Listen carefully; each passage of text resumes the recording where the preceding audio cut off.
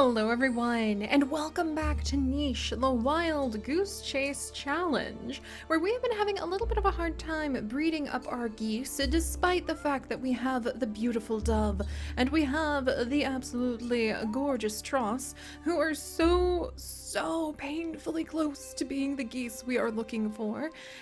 Instead, we're actually ending up with a whole bunch of flamingo babies, and not quite as much progress as I feel that we should have been making. And so today, my friends, with a link to the rules down in the video description and a link to the previous episodes and all of the things that have happened until then in the video description for you guys to use if you need, we are going to carry on and we are going to begin to hatch, pun intended, Dove's new master plan. So Dove is aware that she actually has too many nichelings and not enough territory control here. For each one of the babies that she has and each one of the helpers, like Zyros, that she was convinced by her mate Spotty to take in, we need to have one complete nest that we can look after. One of our nests disintegrated, so now we're down to 1, 2, 3 nest. We have 1, 2, 3, 4, 5. We have 5 little ones and another egg that Dove wants to incubate. And she cannot incubate her egg, aka give birth on a nest, until we have space in her territory, and we've run out of that space. Her territory is huge too. She has 10 spaces around her main nest, which for her is in this tree now. And that really encompasses like a huge chunk of this island. And so Dove has realized, clearly, it is time to release the goslings. And so we are going to have the kids who have started to grow up, like Inga and Chili, lead their little siblings. Their little baby siblings have to stay close to the nest, but lead everyone who can into kind of the center part of the island, where it will be triangulated between 3 of the main nest, and the adults can kind of send their preteens and children there to harvest up the grasses for the nest, to be able to eat some of the food in the middle.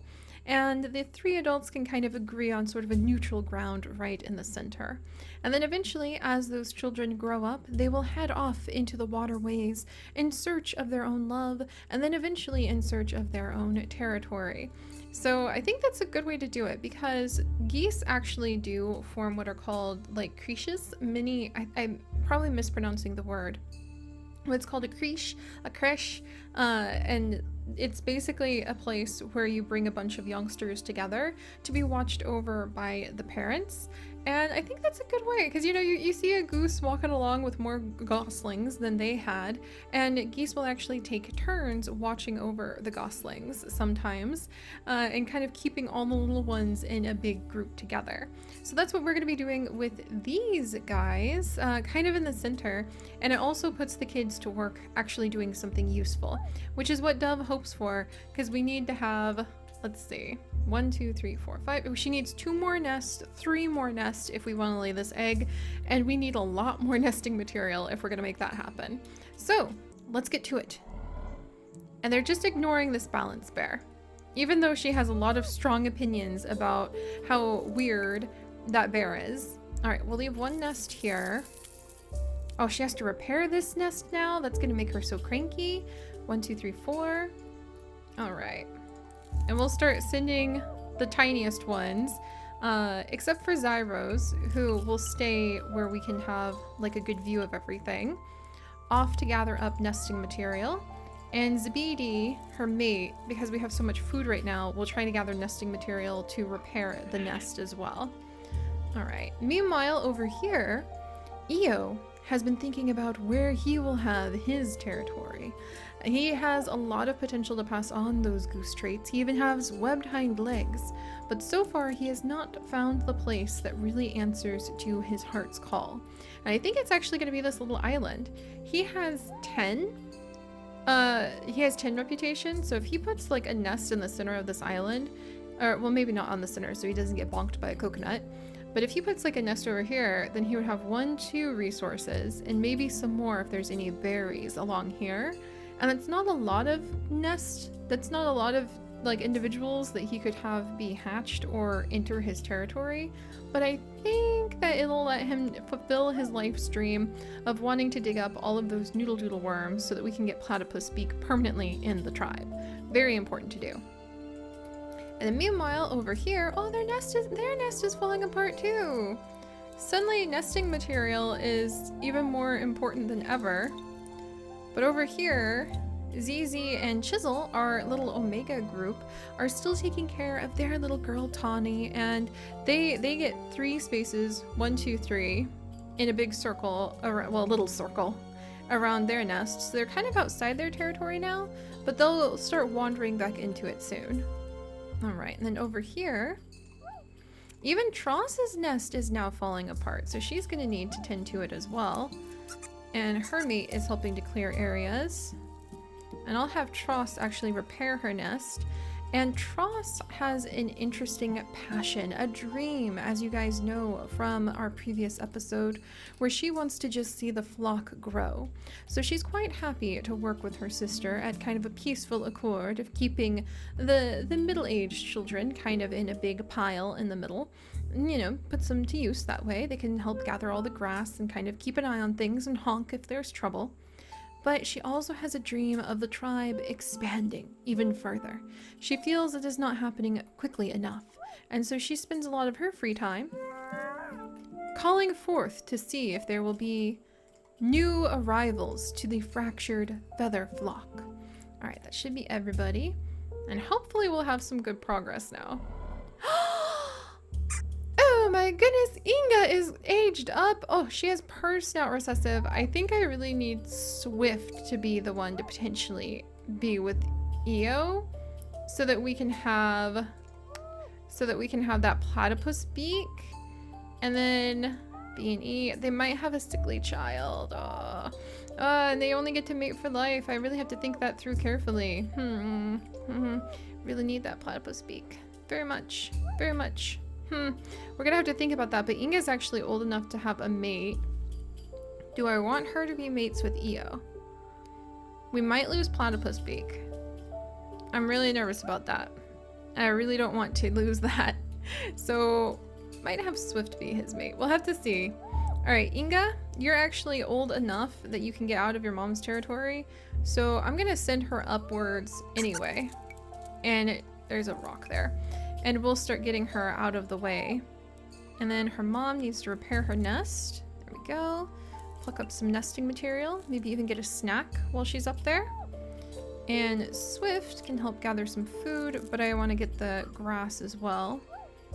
And then we have our helper Zyros, who's actually capable of gathering up these nuts for us. And then over here, Chili apparently is next to the peaceful bear. And I think that he's just kind of like eyeing the peaceful bear up. And Zabidi will continue gathering nesting material too. Phew! The number of nests might make things a little too complicated. I'll have to think that through. Alright, and then we have Io, who I think is pretty happy with his little island. He has a couple of resources in it. Let's really think through this carefully. Io, if you do become mates with Inga, it wouldn't be the end of the world. It might be the end of platypus beak for now, which would be bad. That would be very bad. I actually think we should wait and make sure that we have platypus beak. Oh dear. But he wouldn't have that many children. Decisions. Alright, meanwhile, we need to get Chisel out of the territory that doesn't belong to her. And then let's get ZZ over to repair their family nest and make sure that it's good to go. And maybe we can get another baby with them. And then we'll expand our territory with Tiarch, who's working on trying to do the best he can. And Tern actually can breathe underwater. So we're probably gonna have her, as soon as she can start taking flight somewhat, really dive into the waves and start exploring down there. I really hoped that she would inherit a wing, because her dad has both wings, but that just wasn't the case. I think that's the biggest thing, because like they're so slow moving around. I think the biggest and most important thing we can do right now is really try to pass on wings Dove is definitely going to do that. Zabidi only has a bit of a chance of that.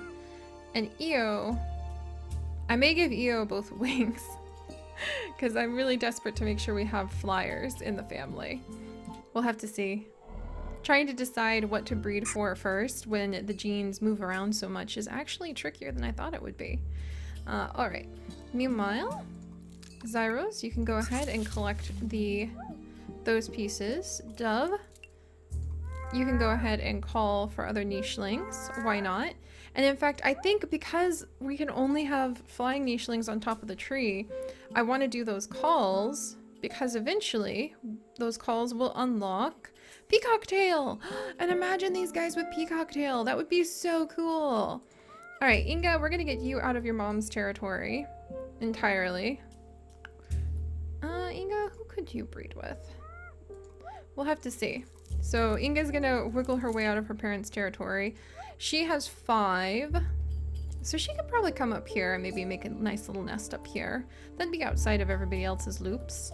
That should be good. All right, and Chili will continue to expand his mom's territory this direction. Like, Dove has 1, 2, 3, 4, 5, 6, 7, 8, 9. She's got like right up against Tross's territory. And then there's just this little free patch kind of right up here. They have a lot of space. All right, Chisel, we'll get you like out of the other zone. And Tawny can actually start hanging out kind of in the free space. And I think Zizi wants to come over on this side. Oh yeah, that's right. They have that. And I think we'll have Tawny gather up some food and then get ready to have another baby. There we go. All right, T-Arch is doing a good job of trying to expand the family territory there. And then Tross will do her best to try to expand the flock as a whole by calling for more nichelings. And then down here, Swift, I think... B and E, D and B. Swift, I think I would have you go. And let's see. Wing.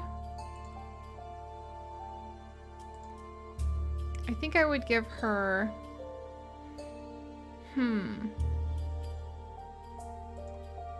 I think I would give her... Yeah, I think she has a high chance of passing on the platypus beak because poison fangs are also kind of a recessive. So I think I might give her like fishing tail and wing. And I do think that Swift might end up being mates with Io. Let's have her kind of start wandering about. Trying to figure out what to do with all these little ones whilst we attempt to breed up geese is interesting. Babies! Flying baby! Flying baby! This is what it's all about, you guys. The sudden sheer excitement of it worked! Behold! Nakiza! That is not going to be your name. Holy cow, she's gorgeous. I'm gonna name her Wren after one of my absolute favorite birds. Look at her. This is what it's about.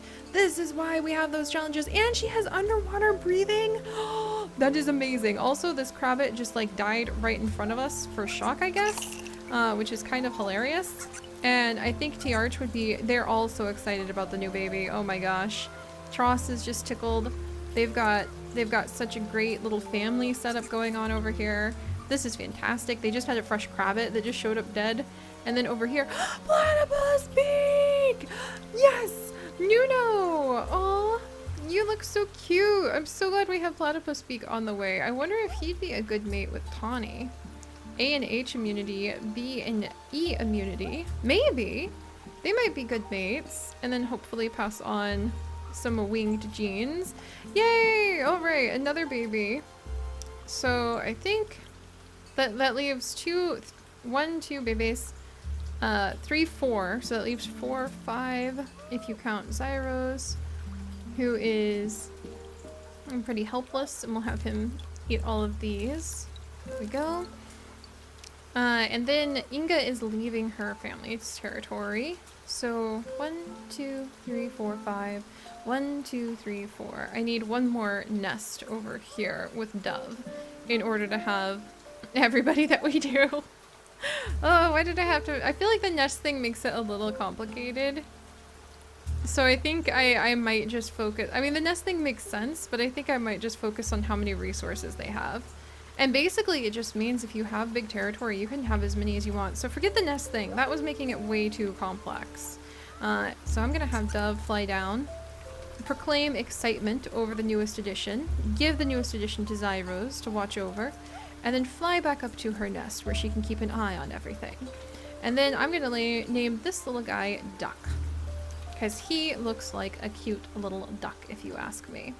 I'm so excited. So we have Hawk, who can fly and is curious about the balance bear that nobody can really get rid of. And then we've got Zaidi, who is just like taking care of the edges of his mate's territory, trying to spread the kids around so that they can also help out. And then I'll have Swift. Yay! And Swift is developing a taste for worms in the ground. Huzzah! Inga, let's have you continue to... I feel like Inga, as an older adult now, wants to kind of establish some of her own territory. When can she get out of mom's territory?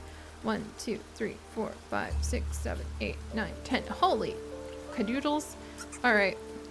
We'll have her like start over here, and then maybe she'll like nest kind of along these edges. Alright. Zizi, let's have you gather up some food. And then your mate Chisel will gather up some food. And Tawny, you can kind of hang out in the no man's land where the kids get to play.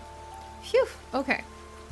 Maybe there will be progress. I am so freaking happy to see Ren getting these birds up and going.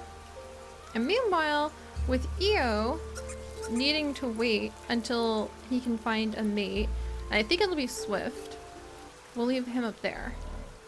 Phew. Alright, so let's see. Look at all the little bird, or the little bunnels coming to eat all of our food. We'll take care of that. In fact, I think T-Arch, he'll go ahead and kind of keep an eye on things. Truss will let out the great honking, trying to summon whoever wishes to come and be part of the flock, to ever expand their numbers. Forget the stupid nest counting thing that was giving me a headache. And Chili can actually just continue to help expand mom's territory. And Zabidi is having a good time doing a little bit of hunting. And meanwhile, we'll have Zyros help out. The babies have to stay close to the nest. Zyros help out with gathering. And Dub, not to be outdone by her sister, she'll go ahead and attempt to do her summoning as well. And then little Swift, who is indeed learning an appetite for worms. Nice. And slowly but surely doing our best with Io to make sure we do not lose the platypus beak. But I think we're almost in the clear there. Alright, meanwhile, oh Chisel, you're supposed to be on the nest the whole time, you silly thing. I forgot about that.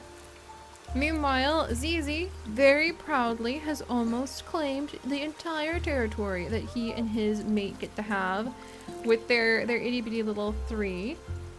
And then I'm gonna have Inga maybe come settle in. I think she's gonna look and see if this is a good spot to claim as her little territory before she settles in to look for a mate. Alright, that should be everybody. Who's that? Oh my good gracious. He looks like a little mushroom. He looks just like his sister Tawny. Oh my gosh, look at him. He flies! He flies, friends! He is a flyer! Oh my gosh. Oh, he shares some of Inga's genes. Why do you have to have an E immunity? Why? I was really hoping that that was gonna be like, ta-da! What about DNA with turn? No pun intended, because, you know, DNA. Ha! But look at this little one's birth. This is why you just never know what you're gonna get in the nest, tucked away somewhere. Suddenly you have the unexpected birth of a little fluttering baby bird. And in this case, we're gonna call him Rooster. So we have quite the surprise with the birth of a little Rooster in our tribe. Welcome, little one. I'm so glad you can fly. But alright, so now we have many babies, potentially many more on the way. And little Hawk can take to the skies. All right. With so many nichelings, I think it is soon going to become a matter of territory battles to figure out how many will actually be able to find mates, but we're getting closer and closer to our geese. I can just feel it, or at the very least some flamingos from the looks of it. And hopefully we'll see where their story will really start playing out, because they have pretty easygoing lives so far.